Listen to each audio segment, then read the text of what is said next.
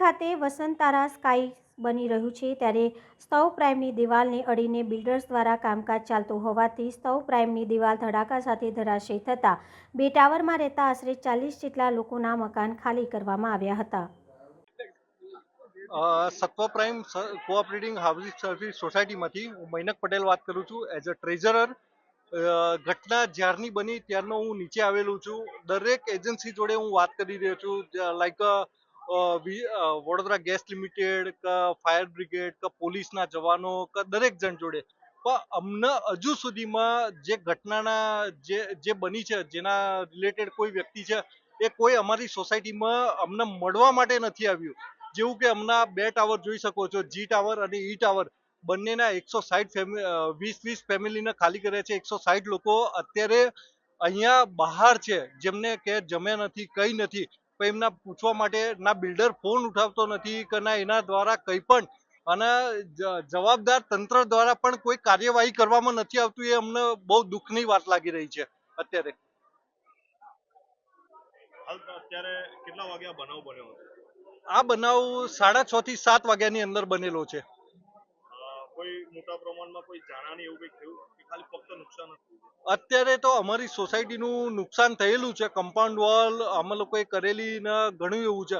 પણ જો આનું તરત નિરાકરણ નહીં કરે તો અમારા બે ટાવર જે ગમે તે ટાઈમે ધરાશાયી થઈ શકે એમ છે.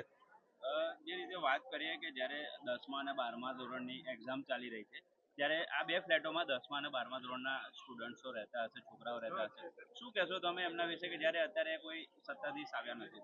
હા સાહેબ, અમે એના માટે કહીશું કે બંને ટાવરમાં 5 સ્ટુડન્ટ જે રહે છે, જે 10મા અને 12માની એક્ઝામ આપી રહ્યા છે, અમે લોકોએ કન્ટિન્યુ એમના કોન્ટેક્ટ કરી રહ્યા છે આજુબાજુના બિલ્ડરો થ્રુ. પણ અમને કોઈ એ લોકો અમારો ફોન નથી ઉચકતા કે એમના માણસો કોઈ અમને જવાબ નથી આપી રહ્યા.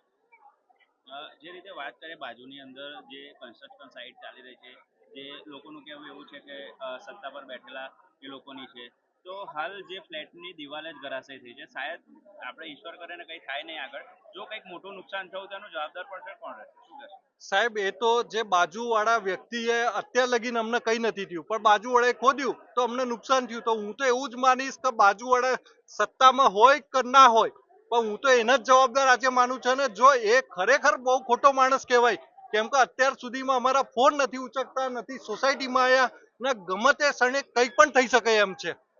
અત્યારે તમે ટાઈમ જોઈ શકો છો, ટાઈમ પ્રમાણે હજુ પણ પબ્લિક ઘરે નથી ગઈ ને બહારની બહાર છે. આવો તમે એઝ અ સોસાયટીના ટ્રેઝરર તરીકે મને પૂછો તો આ લોકોને કેટલા દિવસ મારા બહાર સુવડાવવા, કેટલા દિવસ બહાર એમના જમવાની, ચાની વ્યવસ્થા કરવાની, એ મને કહો. જે રીતે સાહેબ વાત કરીએ કે આપણા ગૃહમંત્રી હર્ષ સંઘવી સાહેબ એવું કેવું છે કે જે ચીટીખોર હશે કે જે ચીટરખોર હશે એમને છોડવામાં નહીં આવે. કે જે રીતે વાત કરીએ કે આ જે કન્સ્ટ્રક્શન સાઇટ ચાલી રહી છે એના લીગલી કાગળિયા હશે કે નહીં હોય, શું કહેશો? સાહેબ, હું તો એવું કહું છું, એમનો ટેકનિકલ એન્જિનિયર અહીંયા આવી ગયા છે, પીડબ્લ્યુડી વાળા કે ટીડીઓ અહીંયા આવી ગયા છે, પણ અમને સોસાયટીમાં તો કોઈ મળવા જ નથી આવ્યું. તો અમારે શું સમજવું? કે આ હું રિક્વેસ્ટ કરીશ હર્ષ સંઘવી સાહેબને કે જે એટલા પાવરફુલ વાત કરી રહ્યા છે, તો આ સાઈડનું એ કંઈક કરીને બતાવો તો હું એમને માનીશ. હું મૈનક પટેલ જ્યારે એ કરશે ને તો એમને ખુદ એમને ઈમેલ કરીને એમને જાણ કરીશ ટ્વિટર પર કે અમારી સાઈટ પર જે નુકસાન થયું ને એનું એમને ભરપાઈ કર્યું. સાથે સાથે વાત કરીએ કે જે બાજુમાં જે બિલ્ડર છે એનું નામ અને એની સાઈડ કયા નામથી ચાલે છે? એની સાઈડ વસંતારા કરીને છે, અને એમના દૂર દૂર સુધીના મને લાગે છે ધર્મેન્દ્રસિંહ કરીને જે છે એ પર્સનની આ સાઈડ છે.